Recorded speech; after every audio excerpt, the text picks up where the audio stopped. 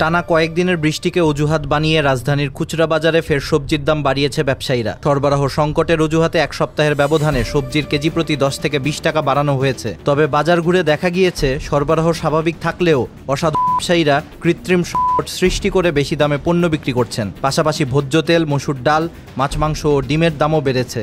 ফলে সাধারণ ক্রেতাদের নাভিশ্বাস উঠে গিয়েছে।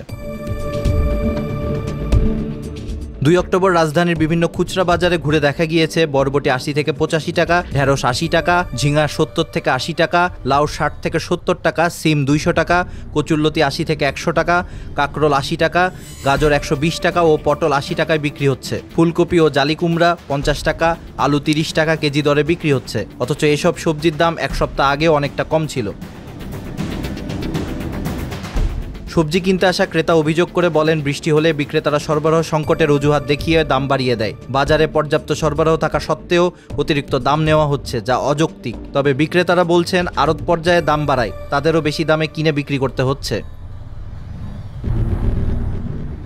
সবজির পাশাপাশি ভোজ্য তেল ও ডালের দামও বেড়েছে। বর্তমানে 2 লিটারের বোতলজাত সয়াবিন তেল ব্র্যান্ডভেদে 380 থেকে 385 টাকায় বিক্রি হচ্ছে, যা এক সপ্তাহ আগে ছিল 375 থেকে 380 টাকা। লিটার প্রতি পাম তেল বিক্রি হচ্ছে 168 টাকা, আগে ছিল 165 টাকা। মাঝারি দানার মসুর ডাল কেজি প্রতি 120 থেকে 140 টাকা, ছোট দানার 150 থেকে 160 টাকা এবং বড় দানার 100 থেকে 110 টাকায় বিক্রি হচ্ছে। ক্রেতারা অভিযোগ করেছেন, সরকার দাম না বাড়ালেও ব্যবসায়ীরা ইচ্ছেমতো দাম বাড়িয়ে বিক্রি করছেন।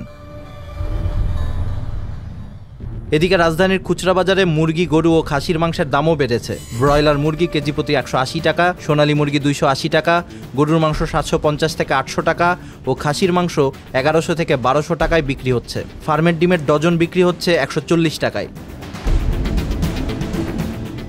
মাছের বাজারেও মাঝারি ইলিশ বিক্রি হচ্ছে কেজি প্রতি 2300 থেকে 2500 টাকা, 700 থেকে 800 গ্রামের ইলিশ 1700 থেকে 1800 টাকা, ছোট ইলিশ 700 থেকে 750 টাকা, রুই বিক্রি হচ্ছে 350 থেকে 400 টাকা, তেলাপিয়া 250, পাঙ্গাস 220 থেকে 250, পাবদা 400 থেকে 450, ট্যাংরা 800 এবং চিংড়ি 1000 টাকা কেজি দরে।